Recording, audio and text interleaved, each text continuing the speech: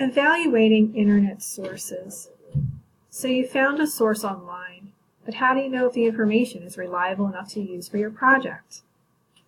The first recommendation is always to try using library sources first. Take a look at those online library databases, places like JSTOR, Gale Virtual Reference Library, Newsbank, and Power Library, all which offer reliable sources that don't need to be evaluated.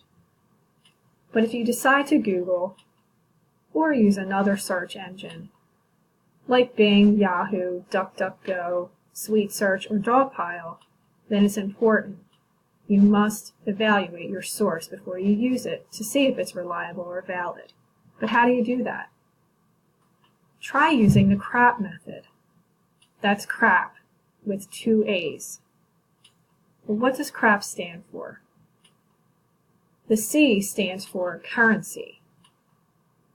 When was this information published? Was the website revised or updated recently? Currency is very important. A lot of information on the internet could have been uploaded years ago and has been sitting there unchanged ever since. Always look for a publication or revision date. Most of the time, the date is at the top under the article title. It could be small, and it's often next to the author's name. It could also be listed at the bottom of the article. If you don't see a date anywhere that you look for this specific article, look at the bottom of the page of the website to see when the last time the website was updated. It should have copyright information. That would at least tell you that the website was updated recently. When it comes to currency, you should ask yourself, is the information current enough for your topic? If you are researching something from history, the currency may not be quite as important as something that is happening in the world right now. You should also look at the site carefully. Is it still being maintained? Are the links working? Information from a website that is no longer active would not be as reliable. The R in CRAAP stands for relevance. Does the information relate directly to your topic? Have you looked at a variety of sources before choosing this one? The biggest mistake students often make is choosing the first source they find. Be sure to read it. Does it actually have to do with your topic and help answer your research question? If the information is not quite right, try exploring other similar articles or topics. Many websites offer links or choices for related ideas and sources. This one offers subject headings that can be clicked for more information on that topic. This site embeds other related sources into the text of the original article via links. These links might lead you to more helpful information. Always look at other sources and compare them. Then ask yourself, is this really the best option for my needs? The first A in CRAAP stands for authority. Who is the author or the publisher or source or sponsor of this information? What are the author's qualifications to write on this topic? The author's name is usually at the top, under the article title, close to the date. You should look for the word by or byline. The author's name isn't always enough. You should also look to see if you can find more about the author. Do they have any qualifications listed?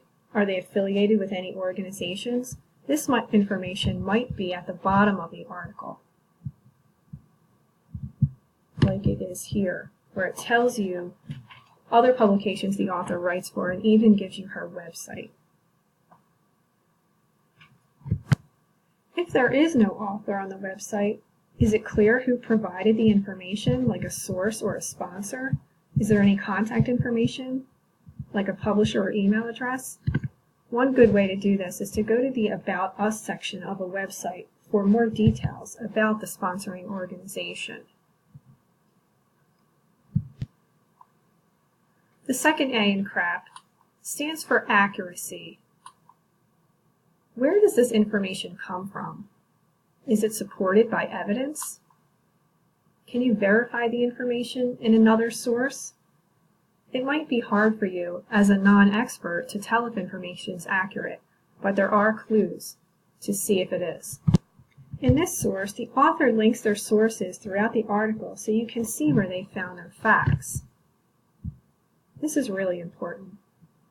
Some authors might also list their sources at the end of the article. Another thing to think about when it comes to accuracy: can you find this information or verified in another source? Factual information should appear in multiple places. And lastly, if you see spelling or grammatical errors, move on to another source.